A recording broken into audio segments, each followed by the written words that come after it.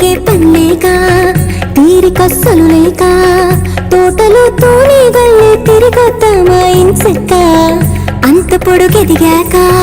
తెలుసుకోలేరింకా సులువుగా బుడతల్లి చుట్టెక్కి ఆ చుక్క నింగికి నచ్చిన వేవే